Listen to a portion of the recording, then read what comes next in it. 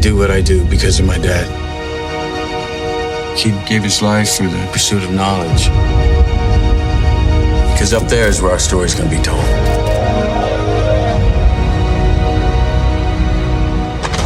Welcome to This Time with Daniel Chabaz. Today, we are going to be giving you our review of Ad Astra.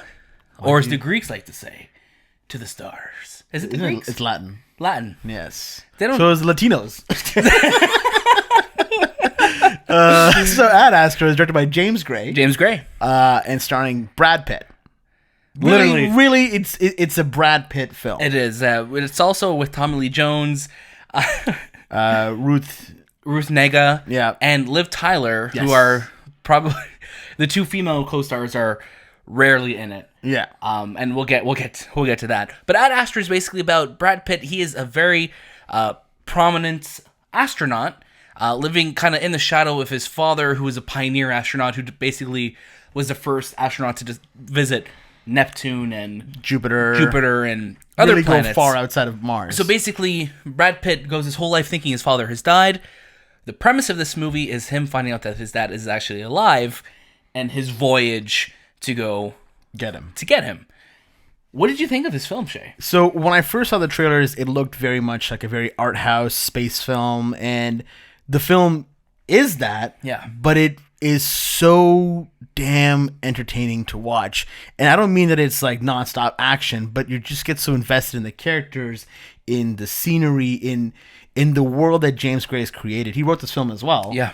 And you get so involved in what's happening that you believe everything. Everything feels somewhat plausible, and there's always some sort of scientific reasoning behind it. The characters are interesting.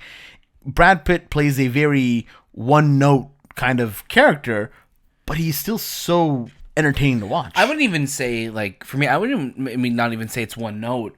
It's just very, like, stoic, very calm and collected. Literally, like, the reason why to be an astronaut in this world, you have to have a very, like, calm and composed personality. But there's such detail in his performance and such a, like, you just can't stop watching it because he's doing such subtle things that he's just giving such a phenomenal performance. And if you told me this movie was at, like, TIFF, or it was at another film festival in August, I believe, I think Venice or something like that, Yeah. but it's just such a well-crafted film, and the imagery in this movie, too, it's like, it's up there with, like, Blade Runner 2049, with the cinematography. It is just gorgeous. It's so such beautiful. a gorgeous film. I haven't seen space like this, really. Yeah, and again, like, I think we're in the renaissance of space movies right now, and this is just another phenomenal one to add to that bucket of films. Like, again, Brad Pitt is phenomenal. I think the only thing that I wished this movie had more of was Liv Tyler and Ruth Negga, especially Ruth Nega's character, just the way they have her set up. She's basically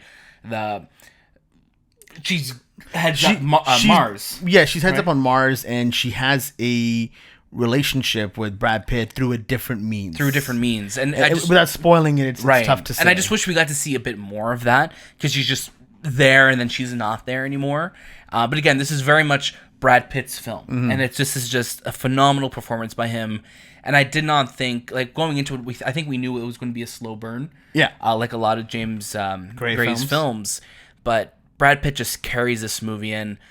I wouldn't be surprised if this ends up in our top 10 this year, or even top 5, because it's just so well done. And it definitely is a slow burn, but it's still, you feel a payoff.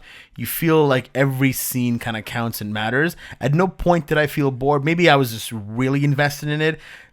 I don't think it's for everybody, though. No, definitely not. I think a lot of people will find that it's very slow, very boring. But at the end of the day, if you're looking for something that's a little different out there, I think this is one of those films. Definitely. And I think it's safe to say then, watch it.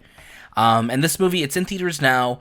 Yeah, I just love this movie. And it's one of those movies I've been thinking about all day since we've watched it. Yeah.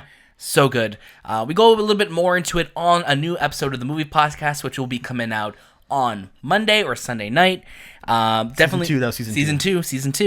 If you want to subscribe on YouTube, we greatly appreciate it. If you want to head over to themoviepodcast.ca or search The Movie Podcast in any of your favorite podcast providers, we will be there. We'd love your support, and we'd love for you to write into our show as well, too, at thistimewith.com/talk.